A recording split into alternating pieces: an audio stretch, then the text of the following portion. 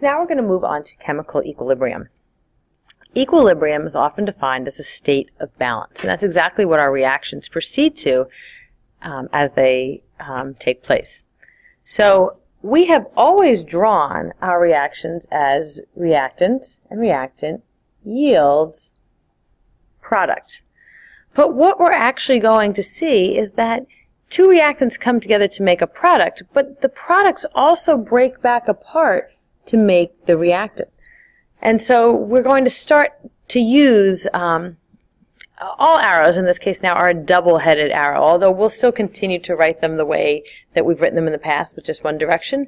But we need to know that reactions always go forwards and backwards and backwards and forwards until they reach what is referred to as equilibrium. And the way we look at this is we look at what the rate of the forward reaction is, and in this case it's a constant times the concentration of hydrogen and the concentration of iodine. And if we look at the rate for the reverse reaction, it's a constant plus the concentration of hydrogen hydroiodic acid squared. And we can combine those two so that we end up with where the forward rate is equal to the reverse rate, and then we can set it up so that we have the rate of the forward reaction over the rate of the reverse reaction is equal to the concentration of the products divided by the concentration of the reactants. And that, this Kf over Kr, we're just going to combine into one K value, which we're going to call Keq, equilibrium. So if we look at any old reaction, which is some sort of constant M times A, this is representing the chemical, N is a number, B is the chemical, S is the number, P is the chemical, and same for R and Q, our equilibrium constant is always written as the concentration of the products, which is P and Q, raised to their respective numbers, which is S and R, divided by the concentration of the reactants, A and B, raised to their respective numbers, which in this case are M and N. So rules for writing expressions: the products are always in the numerator, the reactants are always in the denominator, and I like, in chemistry, look at, we rarely get to use this word, so it's nice to see that word always.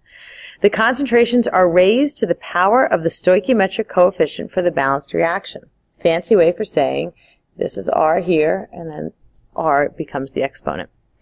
And the same for M, N, and S. And then anything that's a pure solid or liquid, and any solvent such as water, things that are that don't have a concentration, we leave out because you can't have more concentrated water.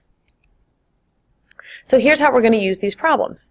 It says, what is the equilibrium constant for the following reaction if the final concentrations of ammonia are 3, oxygen is 2, H2O is 4, and N2 is 2. So first we have to write our equilibrium expression, which is going to be K. I'm going to look at my products, H2O to the 6th, N2 to the squared, over my reactants, NH3 to the 4th, O2 to the 3rd.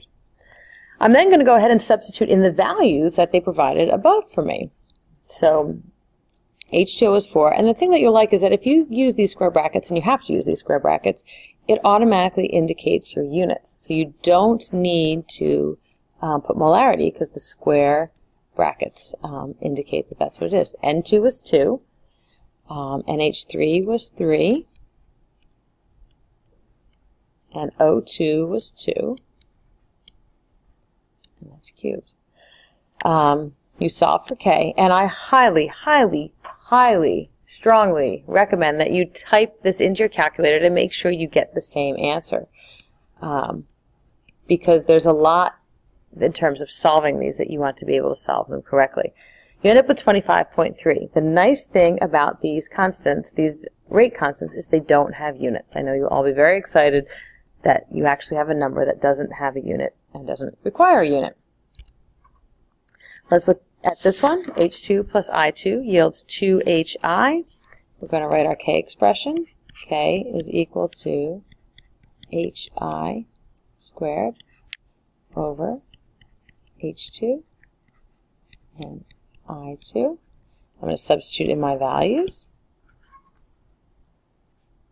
And so now I'm going to substitute in my values. So I have 1.29 squared over 0.106 and 0.022.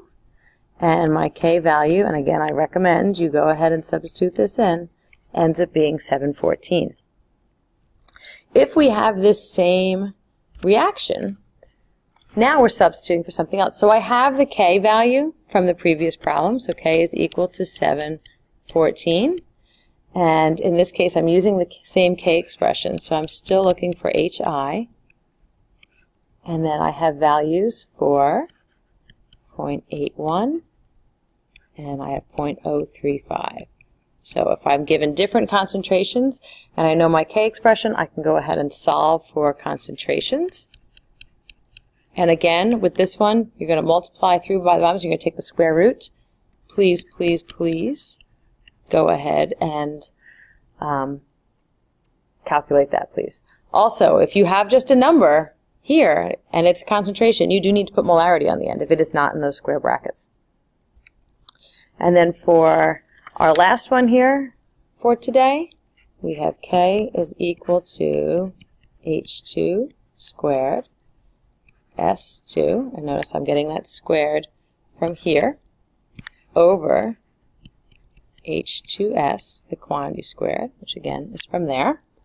I'm going to go ahead and substitute in my values. K is equal to 0.88 squared times 0.44 divided by 0.25 squared. And I solve for my K, and it's equal to 5.45. Notice again it's a K value, so there is no units. And without a doubt, please, please, please solve this one, because this is the trickiest one here. Again, we're using that same K is equal to 5.45 from the previous problem. So K is equal to 5.45. And I have 0.025 is what I substitute in for H2, and that's squared. I have 0.5, which is substituted in for the S2, and I'm looking for H2S, the quantity squared. Everyone should right now pause this video. I'll wait while you pause it, because you need to calculate this. Okay, so hopefully now that you're unpaused it, you have actually calculated this and you're checking to see if you are correct, and you're going to find that the concentration of H2S is equal to 7.57 times 10 to the minus 3 molar. You must make sure that you can do that on your calculator, and if you can't, that's something you need to ask me about in class.